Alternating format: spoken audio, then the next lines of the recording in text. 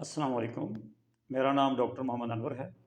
जैसा कि आप जानते हैं कि मैं अपने चैनल हेल्थ सीक्रेट्स में हेल्थ के हवाले से मुख्तलिफ मौज़ूआत पे बात करता रहता हूँ। इससे पिछले लेक्चर यानी लेक्चर नंबर 4 में मैंने बात की थी जिगर की चर्बी के हवाले से, और उसमें मैंने बताया था कि जिगर में चर्बी कैसे जमा होती है और इस चर्बी से क्या नुकसानात होते हैं और इससे बचने का क्या तरीका है, और जब इसकी बीमारियाँ हो जाती हैं तो उनको हम कैसे रिवर्स कर सकते हैं और उनका कैसे इलाज कर सकते हैं। आज हम बात करेंगे जिगर के अलावा जिस्म के दूसरे हिस्सों में जो चर्बी जमा होती है वो कैसे जमा होती है और उसके क्या नुकसानात हैं। तो आज का हमारा मौजू जो है वो बहुत ही ज़्यादा इम्पोर्टेंट है। असल में हम ये बताना चाहते हैं कि हमें ये मालूम करना पड़ेगा कि कौन सी चर्बी जो है वो हमारे जिस्म को नुकसान देती है। देखें, चर्बी दो किस्म की है। एक वो चर्बी है जो हम बाहर से खाने पीने की चीज़ों के ज़रिए लेते हैं, मसलन बड़ा गोश्त खाया, अंडे खाए, देसी घी, मक्खन मलाई खाया या ऑयली चीज़ें खाईं, ये चर्बी होती है। एक चर्बी वो होती है जो हमारे जिस्म में पैदा होती है और वो मुख्तलिफ़ चीज़ों के खाने से पैदा होती है, ख़ास तौर से कार्बोहाइड्रेट से। तो हमें ये फ़ैसला करना है कि कौन सी चर्बी हमारे लिए नुकसानदेह। तो चूँकि आज हम चर्बी की वजह से बीमारी पैदा होने का जो है एक ताल्लुक़ बताएँगे, तो इसलिए आज के हमारे जो लेक्चर है उसका मौजू है चर्बी और बीमारी में ताल्लुक़। तो इस ताल्लुक़ को समझने के लिए बहुत ज़रूरी है कि हम ये जानें कि ये बाहर वाली चर्बी जो हम खाते हैं ये नुकसानदेह है या जो अंदर चर्बी पैदा होती है वो नुकसानदेह है। देखें, पूरी दुनिया में इस वक्त जो है वो मोटापे का रुझान बढ़ रहा है, और मोटापा यकीनन जिस्म में चर्बी पैदा होने और जमा होने की वजह से ही होता है। लेकिन हमारे यहाँ मेडिकल फील्ड के लोगों ने भी और हेल्थ डिपार्टमेंट के लोगों ने और हेल्थ से रिलेटेड लोगों ने बहुत ज़्यादा लोगों को डराया हुआ है कि आप अंडे ना खाएं, इससे कोलेस्ट्रॉल हो जाता है, और बड़ा गोश्त ना खाएं और देसी घी ना खाएं। इस वजह से लोग बहुत ज़्यादा खौफज़दा हैं और वो ये चीज़ें बहुत कम इस्तेमाल करते हैं कि कहीं हमें हार्ट अटैक ना हो जाए, स्ट्रोक ना हो जाए, कोलेस्ट्रॉल हमारा ना बढ़ जाए। तो इस खौफ की वजह से ये चीज़ें बहुत कम इस्तेमाल की जाती हैं। लेकिन आप देखिए कि पूरी दुनिया के माशरे में मोटापे का रुझान फिर भी बढ़ रहा है। इसका मतलब है कि इसकी वजह ये नहीं है, ये ऑयली चीज़ें नहीं है, बल्कि इसकी वजह कुछ और है, और वो है वजह फूड इंडस्ट्री। और फूड इंडस्ट्री को अगर आप देखें तो फूड इंडस्ट्री का सारा कारोबार कार्बोहाइड्रेट्स के इर्द गिर्द घूमता है। आप कहीं भी चले जाएँ, इनके बेशुमार पॉइंट्स खुले हुए हैं। हर जगह आपको बर्गर, पेप्सी मिल जाएगी, पिज़्ज़ा मिल जाएगा, चिकन ब्रेड मिल जाएगी, आलू के चिप्स मिल जाएंगे। इसके अलावा जितनी भी चीज़ें कार्बोहाइड्रेट से मिलती हैं बहुत ज़्यादा जो है मिकदार में ये इन फूड पॉइंट्स में मिलती हैं, आसानी से अवेलेबल हैं। और दूसरी बात ये कि ये फूड इंडस्ट्री इनको बड़ा खुशबूदार और जनाब बड़ा जायकेदार बनाती है, फ्रीली अवेलेबल भी होती हैं, तो इसलिए लोग इनका इस्तेमाल बहुत ज़्यादा करते हैं। और दूसरी बात ये कि ये बहुत जल्दी हज़म हो जाती हैं। जब ये हज़म हो जाती हैं तो लोग इनको बार बार इस्तेमाल करते हैं। इस वजह से कार्बोहाइड्रेट्स का इस्तेमाल बहुत ज़्यादा हो गया है हमारे माशरों के अंदर। और इस कार्बोहाइड्रेट की, जैसे हम पिछले लेक्चर में, मैं लेक्चर नंबर 3 में बता चुका हूँ कि किस तरीके से एक्सेसिव अमाउंट ऑफ कार्बोहाइड्रेट जो हम अपनी ज़रूरत से ज़्यादा लेते हैं वो किस तरीके से हमारे जिस्म में जिगर जो है उसको चर्बी में तब्दील करता है। अब होता ये है कि जब जिगर इसको चर्बी में तब्दील करता है तो कुछ हिस्सा ये अपने पास रख लेता है।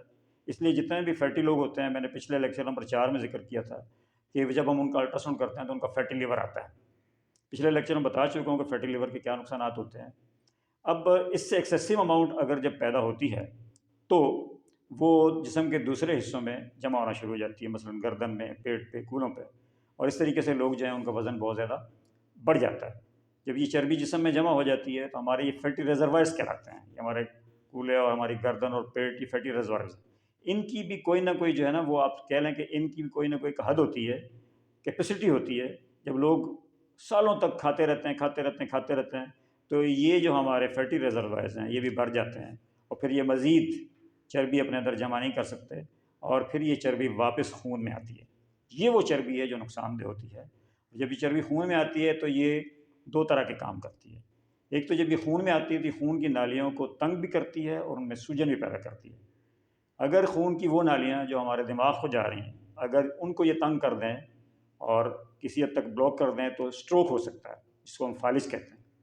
और अगर ये खून की नालियाँ जो दिल को सप्लाई कर रही हैं, यानी कार्डियक आर्टरीज़ जो हैं, वो उनको अगर ये कर दें, कोरोनरी आर्टरीज़, उनको अगर ये तंग कर दें तो फिर शुरू में एंजाइना होगा, और अगर ये हद से ज़्यादा तंग कर दें तो हार्ट अटैक हो सकता है, जिसको हम मायोकार्डियल इन्फार्क्शन कहते हैं। तो आपने देखा कि चर्बी اگر خون کی نالیوں میں چلی جائے تو کس طرح کے نقصانات کرتی ہے، اور اگر یہی چربی جسم کے مختلف حصوں میں جمع رہے اور بہت عرصے تک جمع رہے تو یہ وہاں پہ سوجن پیدا کرتی ہے۔ ایسے فاسد مادے اس کے اندر پیدا ہو جاتے ہیں کہ جو وہاں بہت شدید انفلمیشن اور سوجن پیدا کر دیتے ہیں، اور اگر اس سوجن کو ریورس نہ کیا جائے اور بہت عرصے تک اس کا علاج نہ کیا جائے تو یہ سوجن جو ہے کینسر کا باعث بھی بن سکتی ہے۔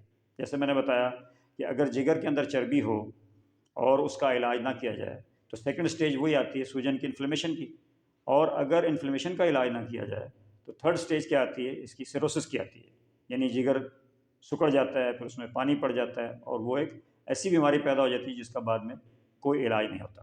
تو جگر کی چربی ہو یا جسم کے کسی دوسرے حصے کی چربی ہو، اگر یہ زیادہ دیر تک وہاں رہے گی تو اس میں سوجن ہوگی، اس میں ایسے فیکٹرز پیدا ہوں گے جو بعد میں جا کر کینسر کا باعث بھی بنتے ہیں۔ اس لیے دوستو اگر آپ یہ چاہتے ہیں کہ بیماریوں سے بچیں، کینسر سے بچیں، ہیپاٹائٹس سے بچیں اور دل اور دماغ کی بیماریوں سے بچیں، تو آپ کو اپنے جسم میں چربی کو جمع ہونے سے روکنا ہوگا، اور اس کا صرف ایک ہی طریقہ ہے کہ ایسی چیزیں کھانے میں استعمال کم سے کم کریں یا نہ کریں جو اس چربی کا باعث ہیں، یعنی کاربوہائیڈریٹس اور جنک فوڈ، فاسٹ فوڈ، ان چیزوں سے جتنا آپ اجتناب برتیں گے آپ جو ہے ان بیماریوں سے محفوظ رکھ سکتے ہیں۔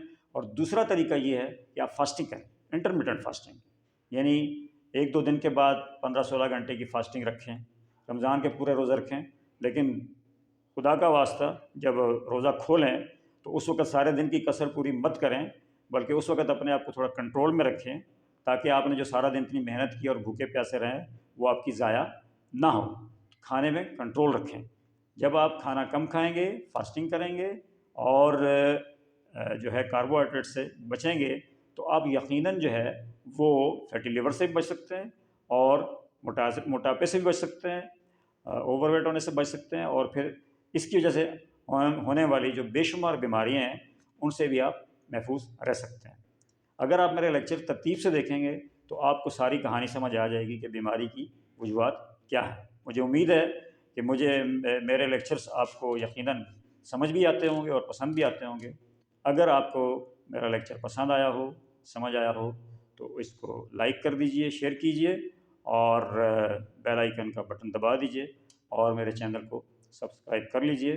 Thank you very much.